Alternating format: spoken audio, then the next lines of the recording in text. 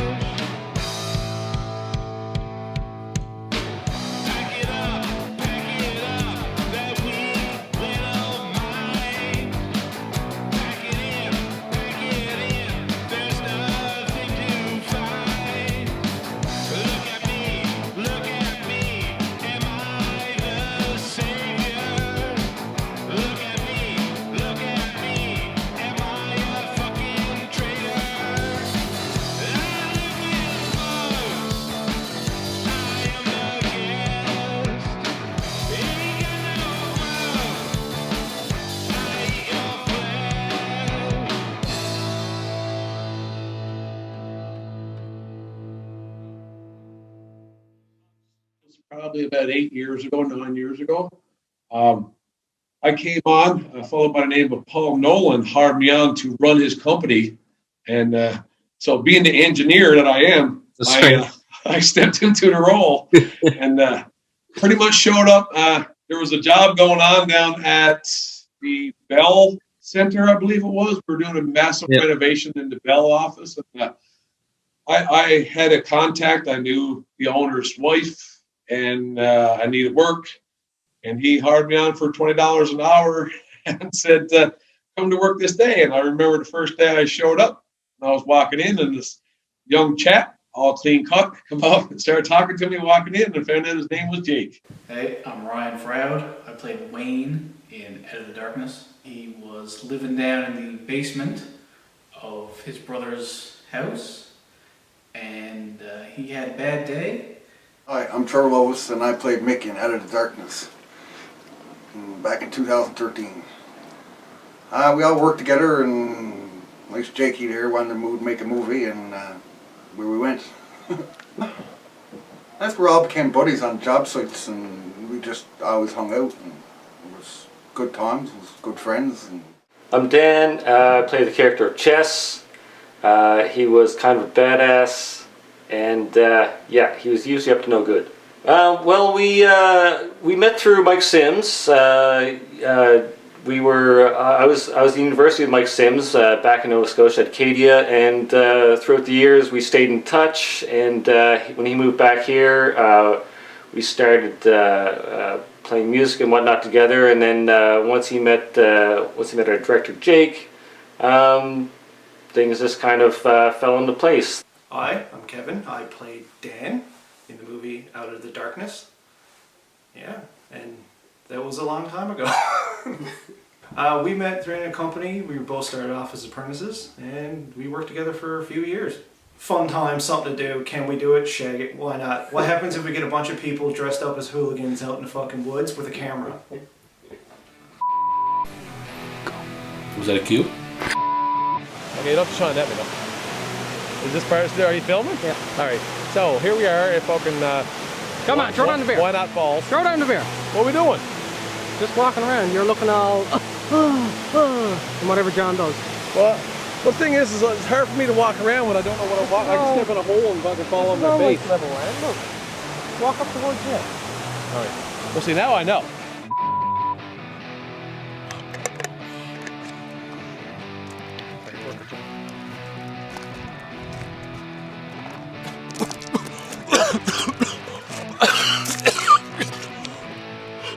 We did have that idea to make an extended, I don't know if a full length hour and a half feature film, but definitely it wasn't going to be like one of those 5-minute, 10-minute clips. It was definitely going to be a movie.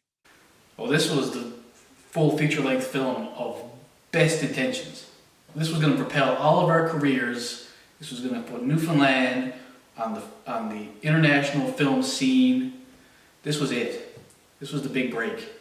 It was kind of in between jamming with some bands. So normally I would have a few nights that I would be practicing with a few bands I was in, but at the time I was kind of like in a bit of a hiatus on that. So I had more than the usual amount of spare time to put into a possibly long-term project. So we did definitely spend a few nights filming at a few different locations, and yeah, I was interested in seeing what we could do and how long of a little feature we could make out of all of it. You know, our whole day was ideas. We had come up with ideas. We talked about stuff, and it was like a compilation of all of us just fucking together. Just especially you and I on the same page of wanting to do something. Everyone else were just followers. You were the leader, and you gave us the ideas.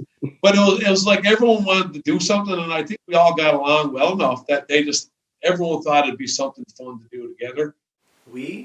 Well, I think it was a certain somebody who was a little kid Icarus that flew a little too close to the sun.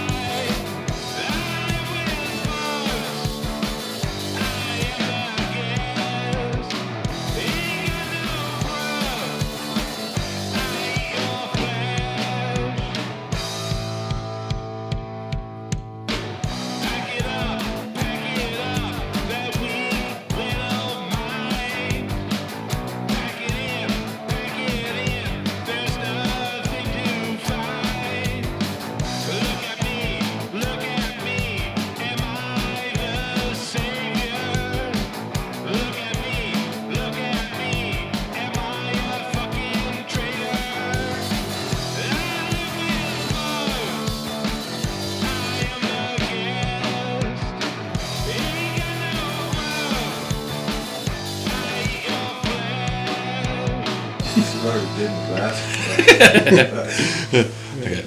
Whenever you're ready, it's wrong. No, it's not gonna work. All right. Any last thoughts?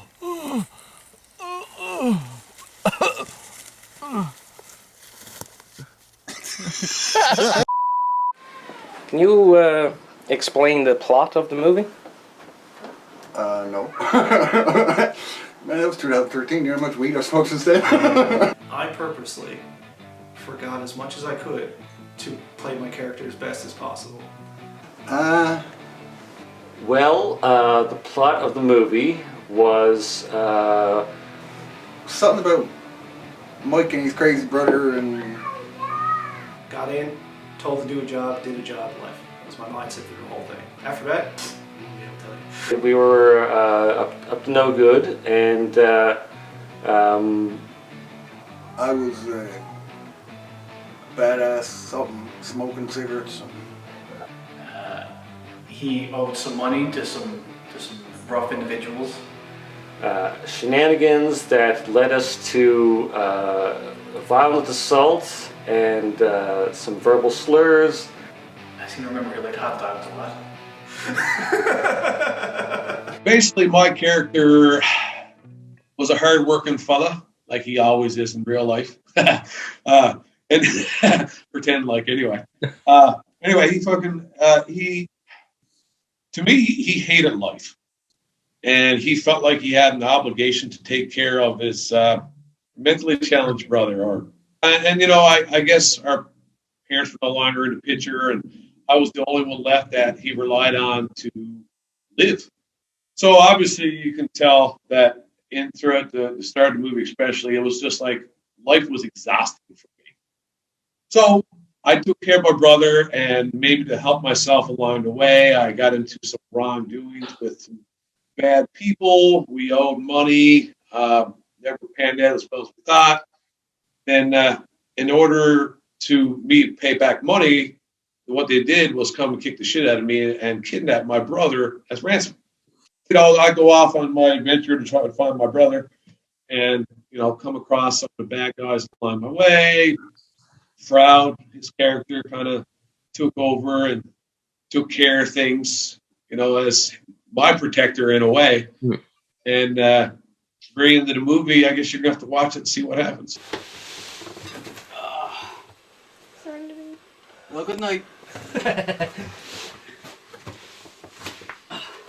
Pillow. Right. Nothing but the Screaming Eagle. Quality, right from Irving.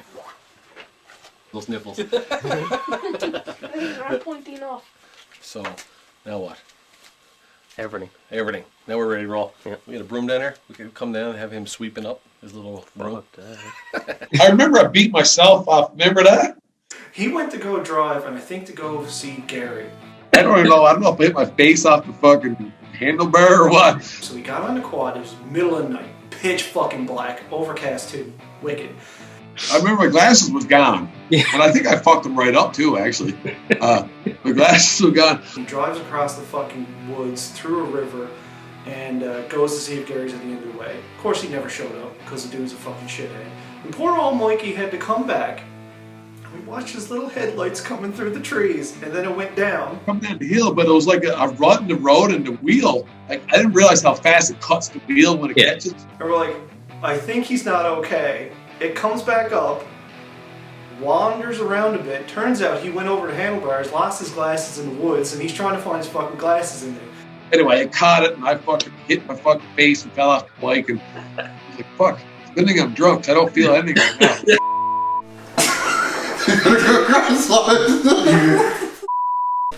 I've been busy. I've been selling. I have.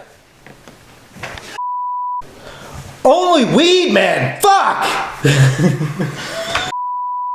One more week, man. Just one more week. I'm so close. I'm about to come. Where are you looking? One more week, Mickey. Come on. One more week. I'm that close. I'm about to come. Look at me when I'm talking to you. Fucking. So what do you think the budget was for film? Like overall, pre-production, production, post-production? I'm really not sure how many tanks of gas it would take to get out there, but if I was to guess... Spent on it? Yeah. Was there a budget? I didn't even know we had a budget. Whatever this thing cost, whatever Mike's rent was that month, so that's $80 in gas money. counting for inflation, maybe $50 worth of cigarettes, about $30 worth of beer. Entire budget? Yeah. I think probably about $4.87. So what do you think the budget was for the film, like pre-production, production, post-production? Let's see, case of beer, pack of smokes, and gas for the quad. Okay. Fuck, I forget. Well, maybe you could help too, Clyde. No, we can wait. Yeah. You ready? Yeah. Oh.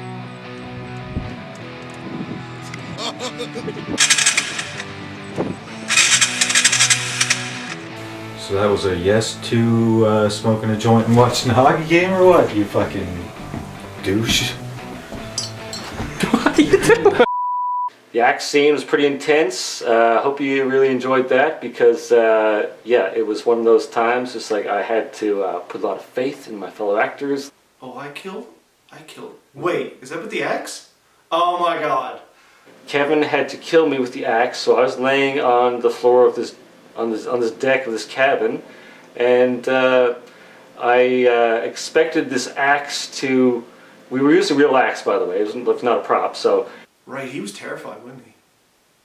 Well, see, I used to like I go out in the woods a lot. I'm pretty good with an axe. I was expecting this axe to like come towards my head, and it would kind of look like he was striking me, and whatnot. But when I laid there and action was called, the next thing I knew was this axe was thrown into the floorboards of the deck, like inches away from my head. So I knew I wasn't going to hit him. But I'm a dick. So I chirped him as much as possible and made it look like I didn't know what I was doing. I don't know if he knew this. Part of me just wanted to get the fuck out of there. And part of me wanted to stay in character, which was I was laying there getting my head busted open by an axe, so obviously I wasn't moving. But I purposely made it look like I had no idea what I was doing. I was like, okay, buddy, it's okay. Don't worry, I was going to go right past your head. How about this? I'll try a little further away. No? A little closer? A little closer. Well, I knew the whole time. I could have just went thud right next to him. We had the shot, but I'm allowed to have my fun too. If he's actually going to do this, I kind of like don't want to distract him, and at the same time I don't want to die. So I was just kind of like, for some reason, trusting in the fact that he was not going to hit my head with the axe, and yeah, luckily it worked out. It worked out for the best. It's okay. I got you, buddy. It's all right. Oh, see, Stephen. See how far back that thing is? Yeah, Yeah. I know. It's like I'm trying to judge how far the camera is away. That's your handle, right? Yeah, I'm gonna make it sound. Okay, so you're just gonna just wants me to swing. Yeah, just give her. Oh, come closer than that. You're like 6 feet off on that one. Okay, ready? Try it. Try one more time. Come down lower. Yeah. Around here. Around here, he says. I can't see his head. Hey, uptight douchebag. I got an idea.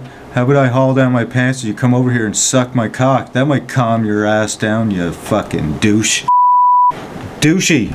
Uptight douchebag. I got an idea. How about you come here and I fucking... I didn't like that face. No, I thought that was wicked.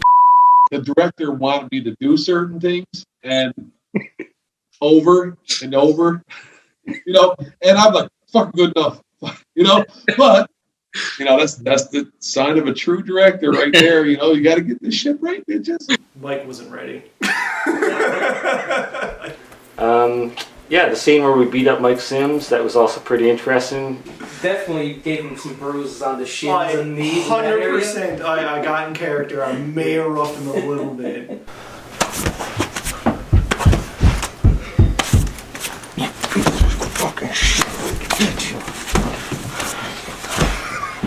Didn't really mean to hit the guy with all those sticks that hard, but apparently after we filmed the scene, we found out that we did leave a few bruises, so I guess we strive for realism, and we managed to nail it.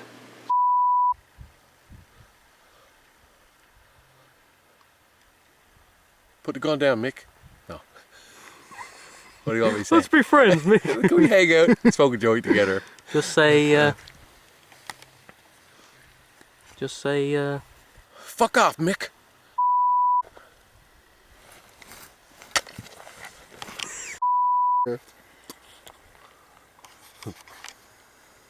Alright, good enough. Alright. Good enough now? Yep. Okay. So I got this really awesome weed, man. It'll blow your fucking mind, man. Can you call his name? Does he know his name? Or is he like a dog with a whistle or something? But yeah, I would be happy, especially nice to see if we get Mike Sims to come back here again for some time. He's super enthusiastic about it. Kind of feed off his energy sometimes when he gets going. So yeah, that'd be great. Oh yeah, that was a good time.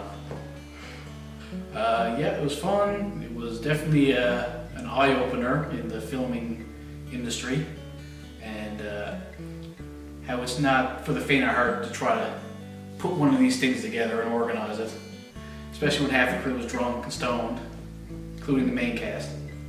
I don't know, I'm half afraid to see it. Just kind of like, I'm never good, to see myself on camera. I hate the sound of my voice in recording. Yeah. I most people are probably like that, but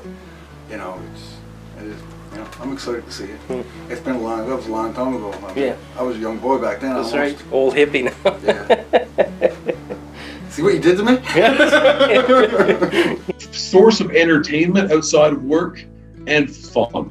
Yeah. It was just fun. It wasn't like we were extremely focused and getting things perfect and right. We just did something for fun. Yeah. So it was like, I didn't even think that we needed confidence to do it. Fuck, it was like we were saying, hey, it's snowing out, let's go sledding. Or like, fuck it, let's go make a movie. Yeah, but no, I wouldn't do anything different. I enjoy drinking beer and going out in the woods and with everybody and having a time. That's been a highlight for me. Every experience in life is worth it. You don't have experiences, you ain't got no life. So we'll see when the film comes out. Do I have to hunt you down, Jake? Every day there was something different. Yeah. A different cut, different dialogue. Jake's yelling at me for some reason, I don't know why.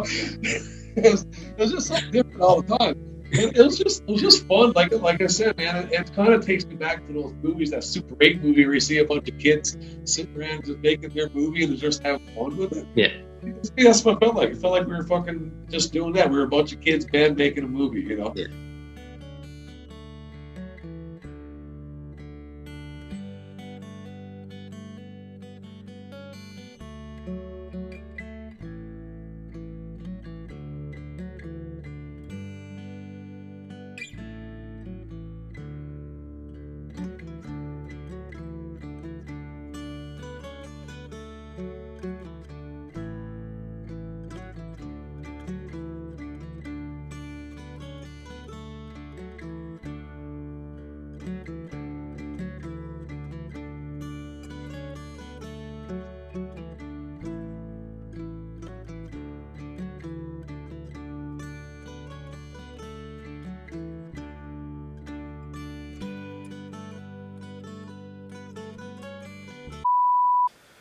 Our producer, Robert Gaines, how was he to deal with? Who?